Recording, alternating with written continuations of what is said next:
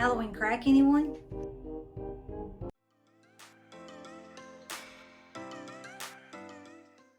Hey everyone, it's April, and thanks for stopping by my channel, My Crazy Creative Life. And also, welcome to 13 Snacks of Halloween. In today's video, I'm starting a series of Halloween snacks.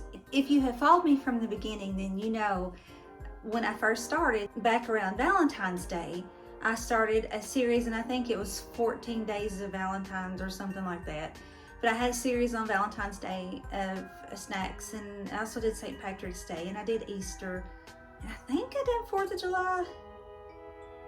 I'm not 100 on that one though. I think I did, but I'm not real sure on that one. But anyway, so I'm kind of continuing that, and now that it's starting to get close to Halloween, then my goal is to do at least 13 snacks between today, which is October the 9th, through Halloween. But I at least want to do 13 snacks. So to kick us off on this 13 days of snacks, we are going to do Halloween crack. Kind of hate the name though. Gotta be honest. But I've made that for Valentine's Day, I know, and I think I may have made it for Easter. And my youngest daughter, it's one of her favorite snacks that I make for any kind of holiday. So we're going to go ahead and kick it off with that. This is one of the more simpler recipes that you can make, and it also doesn't require a whole lot of ingredients. Honestly, you put in as much as you want to, or as little as you want to. And basically it's a cup of butter, a cup of brown sugar, a sleeve of crackers, and then 10 ounces of chocolate chips, and then whatever toppings you want. So let's go ahead and jump into this video, and you'll see just how easy it is. To start off with, you want 1 cup of butter or 2 sticks, which is the same as 1 cup. I like to do 1 stick of salted butter and 1 stick of unsalted, but if you're cutting back on salt, then just do all unsalted. If you want a little bit more salt, then do all salted.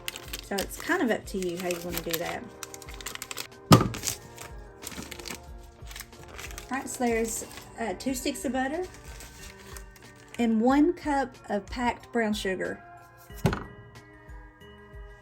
You're going to let this melt together. Once everything is melted, then you're going to let it cook for about 2 to 3 minutes. In the meantime, while this is melting, we're going to go ahead and layer crackers out on our pan. But you do want to keep an eye on your brown sugar, butter while it's melting. You want to make sure that it doesn't scorch. So keep a good eye on it while you're putting your crackers on your pan.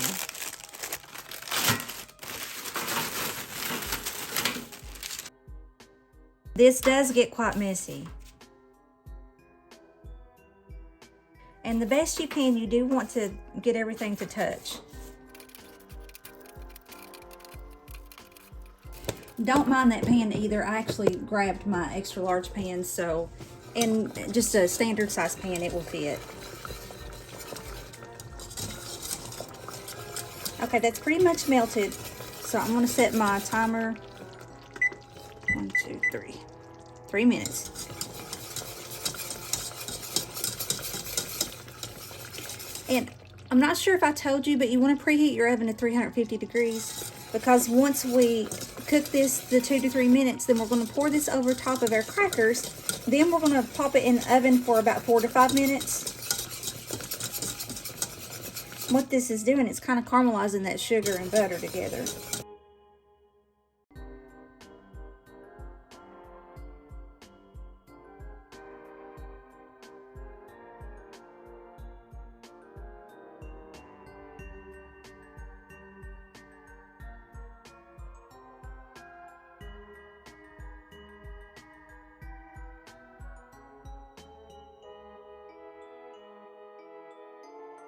Okay, I'll bring you back right here at the end. Okay, you see how thick that is and bubbly. I just want to drizzle it over all your crackers. Like I said, don't mind this pan. If you have a standard size cookie sheet, then it's going to fit in it just fine. This is like my extra large one. Now, this was just me. You want to make sure that you are stirring the whole time. Once everything melts and your countdown begins, you want to make sure that you are whisking this stuff the whole time, because it will scorch super duper easy on you if not. And then also, this was just me. About the last 40 seconds,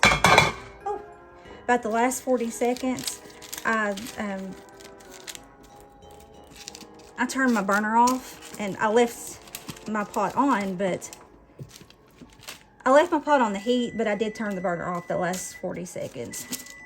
Now, this is probably why I should have tried to got my medium, my standard size cookie sheet, because it would have made it a little easier than what I'm just doing. But it can be done.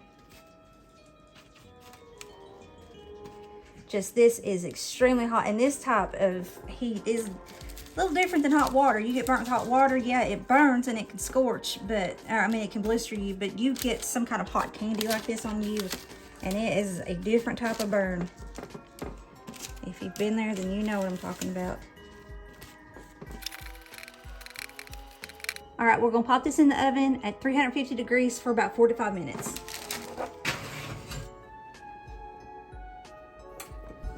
I set that for 5 minutes, but I am gonna go back in 4 minutes and check it and see if it needs that extra minute, but I do have my timer set for 5 minutes. Once I pull that out, whether it be 4 or 5 minutes, once I pull that out, then I'm gonna take this bag of just semi-sweet chocolate chips. It's a 10-ounce bag. I'm gonna sprinkle it over top. I'm not gonna spread anything yet. I'm gonna sprinkle it over top, set it back in there just for 10-15 seconds, pull it back out, kind of let it melt. Then I'm gonna take a spatula and spread that chocolate over top of that toffee, caramel, whatever you wanna call it. Then once I've spread out all my chocolate, then that's when the fun starts. You can start putting any kind of sprinkles you want on it. I just kind of got what I've already had here at home, but those little nonpareils would be cute. You know, of course, there's the little sugar. It shows a little bit, but it doesn't show real well in that dark chocolate. But then there's also those little, I forgot what those are called too. But anyway, then I've got some little ghosts in here. Then I also found these. These are kind of more, well, no, it's Halloween-y colors. But it's those little nonpareils, and then like the little candy pumpkins. And then you can also take candy corn and sprinkle on there too if you like candy corn. You can also take these little eyes, like monster eyes. Reese Pieces, if you like Reese Pieces, that works real well because it's your fall colors. You know, it's the orange, yellow, brown. So Reese Pieces work real good for that too, for Halloween or fall. And you can make these Halloween-y, you can make these fall. You can go, you know, with the orange, the greens, the purples for Halloween, or you can just do the browns, the yellows, the oranges, you know, for fall. You can kind of do a little bit of everything. You know, you can do basically whatever you want with these. Once you get into the decoration process, you decorate them however you want. You can also use white chocolate instead of the dark chocolate, but I personally like the dark chocolate better, or well, the semi-sweet chocolate. Here are some other options you can use. This is similar to that I showed you. That's more of your Halloween-y kind of colors, except for it's got pink instead of purple in it. But then this is just more, it's still the pumpkins and the little nonpareils, but it's more of your, it's kind of glaring, ain't it? It's more of your fall colors. It's your golds and your cream colors and your golds, and then this has got like a gray, almost like a rock color. So that would be a good option if you're just wanting to do fall and not Halloween.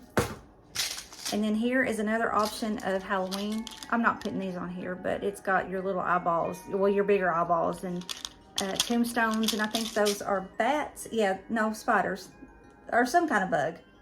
And then little bones that's got blood on it. And then, what is that? I think that might be skulls. I can't really, oh, it's the skull and crossbones. So that's another option if you want to go more spooky, Halloween type thing. So, all right, I'm just waiting for them to come out of the oven. Then I will put my chocolate chips on, and then we'll go from there. Well, I was talking and not paying attention, and it went past the 5 minutes.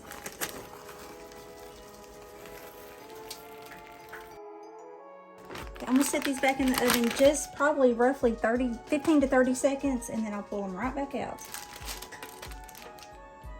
All right, I'll probably had them in there more like 30 seconds. And see, it just spreads right over that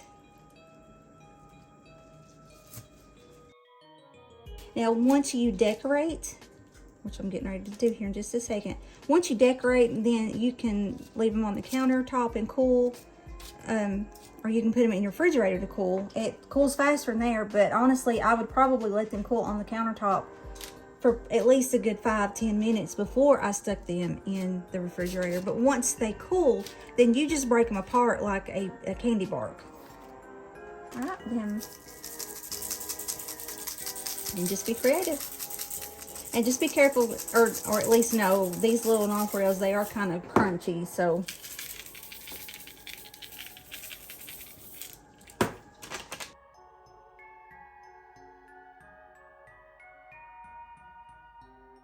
Now let me show you what I mean by the sugar. See, you can see it a little bit,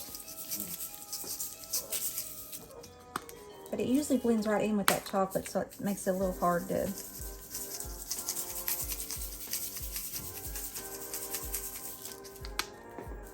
I need purple. Okay, that's probably good enough. Let's see. Let's put a few of these on.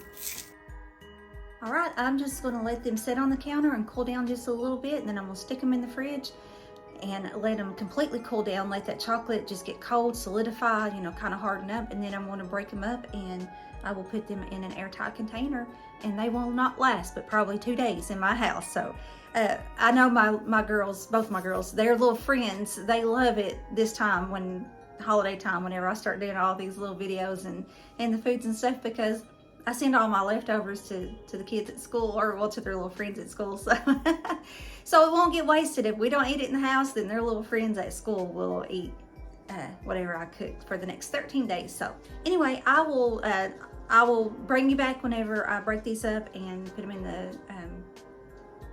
in the container. But since I'm actually talking to you face to face, sort of, then I'll go ahead and say, if you like the video, please go ahead and give me a like and share the video out.